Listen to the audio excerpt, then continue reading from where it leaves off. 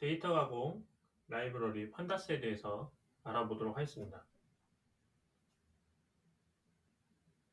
판다스 라이브러리는 크게 두 가지 객체를 제공하고 있습니다. 시리즈와 데이터 프레임, 이 두 가지를 객체를 제공하고 있는데, 먼저 시리즈는 1차원 배열의 형태를 가진 자료 구조이고 인덱스와 밸류 값이 매우 중요합니다. 데이터 프레임 같은 경우엔 2차원 행렬 구조의 테이블 형태로 이제 구성이 되어 있고, 인덱스와 복수의 컬럼이 존재를 합니다.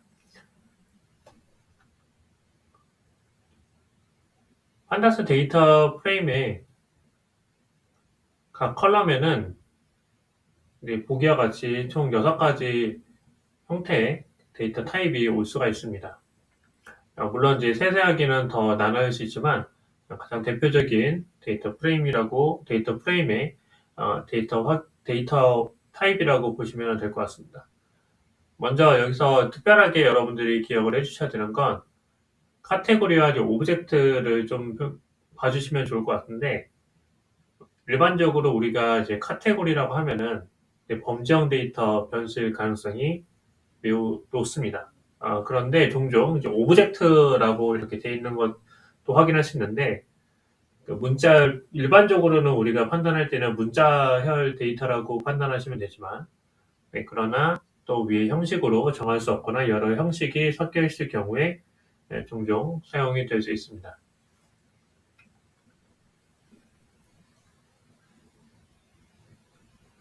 다음은 이제 주요 메서드입니다.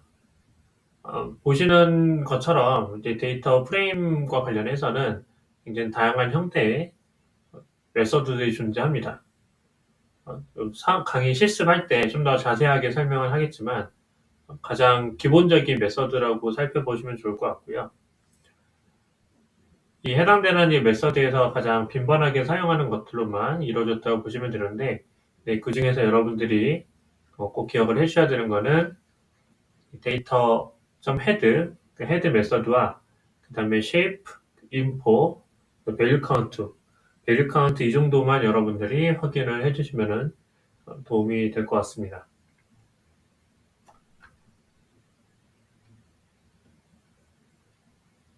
다음은 이제 컬럼을 이제 생성하고 이제 삭제하는 이제 파트가 있는데, 특히 여기에 있는 예제 코드는 이제 삭제를 하는 코드입니다.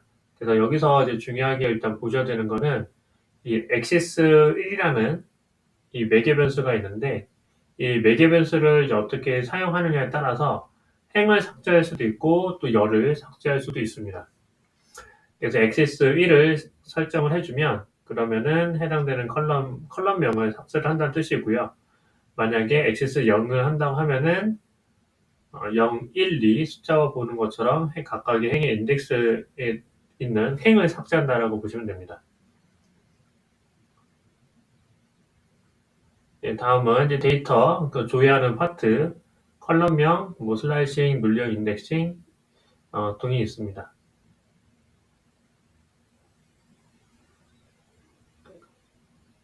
그다음 파일 인풋과 아웃풋과 관련된 주요 메서드입니다.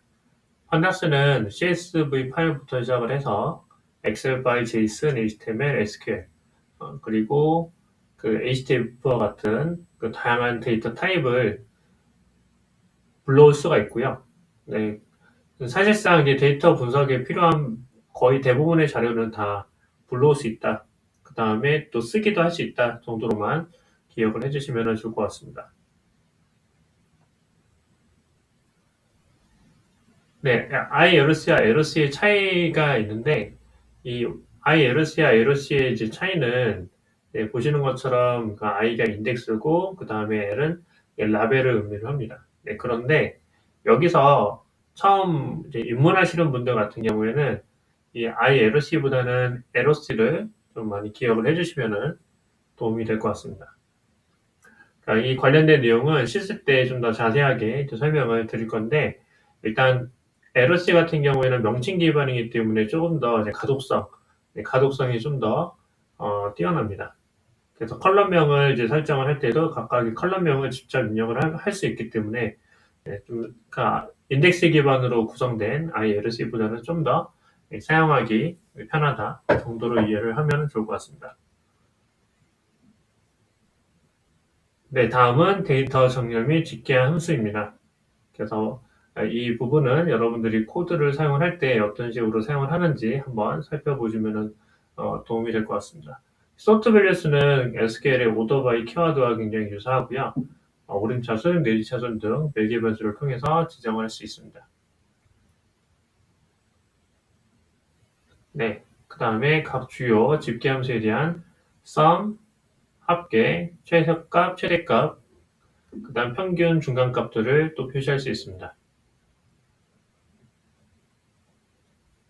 가장 대표적으로 많이 사용하는 이 기술 통계량은 그 describe 메서드가 있는데 이 describe 메서드에 include 매개 변수를 활용을 하면은 각 오브젝트 칼럼에 대한 count, unique, top, 그 다음에 빈도수와 같은 값들도 이렇게 출력을 할 수가 있습니다.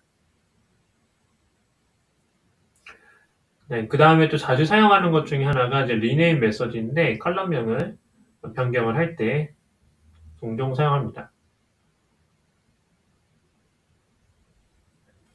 그리고 value counter 같은 경우에는 기본적으로는 이렇게 value 값의 이제 빈도를 이제 나타내는 값 나타내는데 만약에 여기에 normalize true라고 해주면 각 값의 비율을 즉 다시 말하면 해당되는 컬럼의 이제 구성 비율을 퍼센테이지로 확인할 수 있습니다.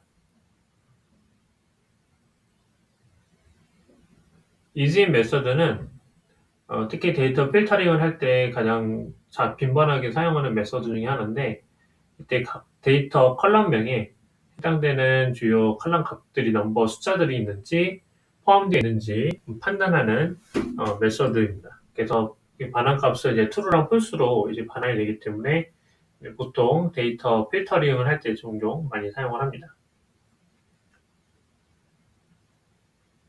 자, 날짜 데이터 처리를 할 때는 그 날짜와 시간을 다루려고 하면은 일반적으로는 판다스에서 제공해주는 데이트 타임 라이브러리를 활용을 합니다. 네, 그런데 여기 일단 기본적으로 데이터 타입 형태가 어, 데이트 타임이라는 객체로 일단 만들어져 있기 때문에 to underbar date time이라는 객체를 여러분들이 사용을 해주셔야 됩니다. 그 다음 타임 델타 메서드가 있습니다. 그 타임 델타 같은 경우에 이 타임 델타 객체와 그 데이트 타임 객체가 좀 다릅니다. 좀 다르기 때문에 이, 이 보통 일반적으로 만약에 도착 시간과 출발 시간을 연산을 해서 이동 시간을 이제 구한다고 하면은 비록 출발 시간과 도착 시간 자체가 데이트 타임으로 구성이 되어 있지만 그러나 연산을 하고 나면은 타임 델타 객체로 자동으로 변환이 됩니다. 네, 그래서 이 자동 변환된 값을 다시 활용을 하려면 데이트 타임으로 변환해 주거나 아니면은 타임 델타 객체로 자동 변환된 이 형태에서 그 메서드가 있기 때문에 그 메서드를 직접 활용하는 방식을 선택해서 활용을 해야 합니다. 그다음 데이트 타임을 다룰 때 가장 빈번하게 사용하는 것 중에 하나가 이 shift라는 메서드인데 이 shift라는 메서드는 인덱스는 그대로 두고 데이터만 이렇게 이동이 가능합니다. 그래서 현재 기준을 통해서 앞으로 할지 지정된 기간만큼 이동을 할 수가 있습니다. 네, 그룹바 연산은 기본적인 가장 큰 컨셉은 이 각 문자열 컬럼을 그룹화를 해서 각 그룹에 맞게끔 집계 함수를 활용해서 연산을 한다는 것이 가장 큰 특징입니다.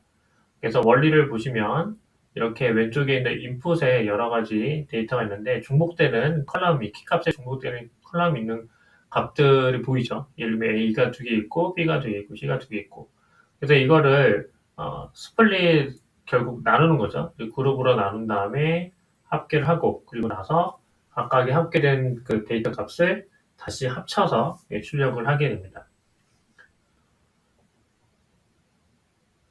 자, 그룹 바이 연산 방법은 여러분들이 코드로 한번 살펴보시기를 바랍니다. 네, 또 중요한 데이터 가공에서 가장 중요한 것 중에 하나가 바로 이 결칙지 처리입니다. 그래서 결칙지 처리를 할 때는 첫 번째는 현재 그 어떤 컬럼에 데이터 결칙치가 있는지를 확인하기 위해서 isNa라는 메서드를 활용해서 실제 결칙치 여부를 파악을 하고요. 네, 그리고 또 fillNA, 즉 결칙치를 채우는 함수를 활용해가지고 뭐 평균값이나 아니면은 채빈값을 이제 채워줍니다. 또는 이제 결집값이 너무 과다하게 많거나, 네, 그럴 경우에는 제거하고 싶다. 어떤 특정한 행에 결집치가 너무 많을 경우에는 드랍 MNA를 써서 이 결집값이 포함된 모든 행을 또 삭제할 수가 있습니다. 네, 피벗 테이블은 이 많은 양의 데이터에서 필요한 자료만을 뽑아서 데이터를 재구조화할 수 있고요. 자, 이런 이 재구조화된 그 데이터 프레임을 그 멜트라는 메소드를 통해서 다시 원래 상태로 복원을 할 수도 있습니다. 네, 그런데 이제 이게 재구조화를 할 때는 특히 멜트를 사용을 할 때 예를 들어서 피벗 테이블을 활용해가지고 데이터를 가져왔다 하더라도 멜트를 사용하게 되면은 기존 테이블에서 집계된 값을 다시 원래 있던 값으로 재분리하는 것은 아닙니다. 네, 그냥 단순하게 이제 데이터 프레임을 이렇게 압축되어 있는 것을 조금 길게 행을 좀 롱 사이즈로 롱으로 이렇게 만들어준다라는 그런 특징이 있습니다.